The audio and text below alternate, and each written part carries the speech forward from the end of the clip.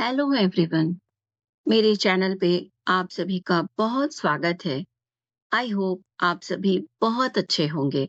आज मैं एक मोटिवेशनल स्टोरी लेकर आई हूँ, तो आइए शुरू करते हैं। राधा एक अत्यंत प्रतिभाशाली पेंटर थी। उसका एक ही सपना था कि उसकी पेंटिंग्स को किसी बड़े आर्ट गैलरी में एग्जीबिशन के लिए स्थान दिया जाए। लेकिन वह अपनी पेंटिंग्स को लेकर जहां भी जाती, उसे नापसंद कर दिया जाता। वह बार-बार प्रयास करती, लेकिन बार-बार निराशा ही उसके हाथ लगती। एक दिन उसने फिर से प्रयास किया और अपनी पेंटिंग्स को लेकर एक आर्ट गैलरी में गई, लेकिन इस बार भी उसे वहां स्थान नहीं मिला। एक दिन उसे पता चला कि पास ही के एक आर्ट गैलरी में एग्जीबिशन है। तो उसने सोचा कि क्यों ना मैं वहां चली जाऊं, शायद कुछ प्रेरणा ही मिल जाए मुझे। और वह वहां चली गई।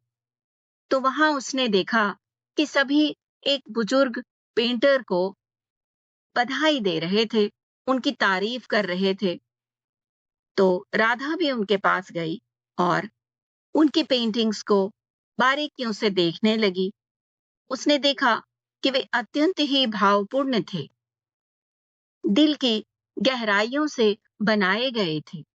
तो राधा ने जाकर उस बुजुर्ग पेंटर को बधाइयां दी और उनसे अपने संघर्ष की कहानी को साझा किया।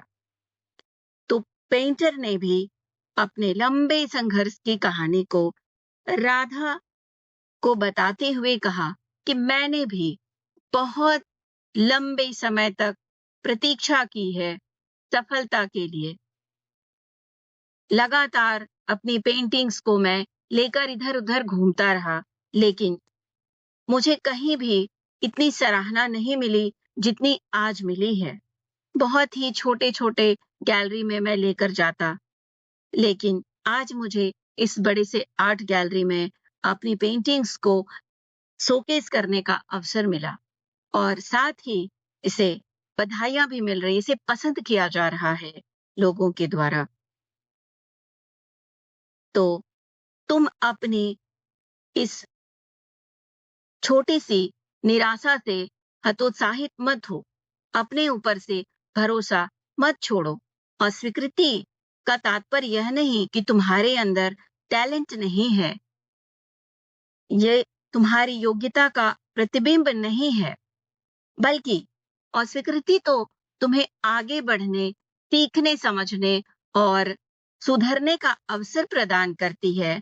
इसलिए तुम अपना प्रयास जारी रखो। एक न एक दिन तुम्हारी पेंटिंग्स को भी ज़रूर पसंद किया जाएगा।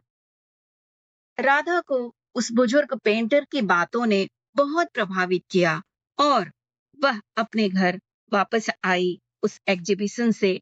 तो उसके अंदर एक नया जोश और नई ऊर्जा का संचार हो चुका था। उसने पुनः पूरे जोश और जुनून के साथ अपने पेंटिंग्स को बनाना शुरू किया और उसमें उसने कुछ नई तकनीकों और शैलियों का भी इस्तेमाल किया।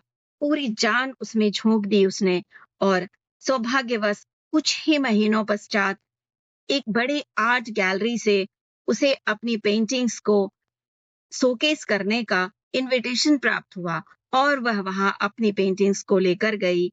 वहां उसने उसे एग्जीबिशन में लगाया और उसकी पेंटिंग्स की बहुत सराहना हुई, बहुत तारीफें बटोरी उसने और उसे पुरस्कृत भी किया गया। तो इस कहानी से हमें यह सीख मिलती है कि हमें छोटी-छोटी असफलताओं के भय से अपना प्रयास नहीं छोड़ना चाहिए, हमें हार नहीं माननी चाहिए और खुद पर से भरोसा नहीं टूटने देना चाहिए। क्योंकि एक ना एक दिन हमें ज़रूर सफलता मिलती है। कभी न कभी, कहीं न कहीं हमें भी कोई बुजुर्ग पेंटर मिलता है, जो हमारा दिशा निर्देशन करता है, हमारे अंदर जोश और जुनून भरता है।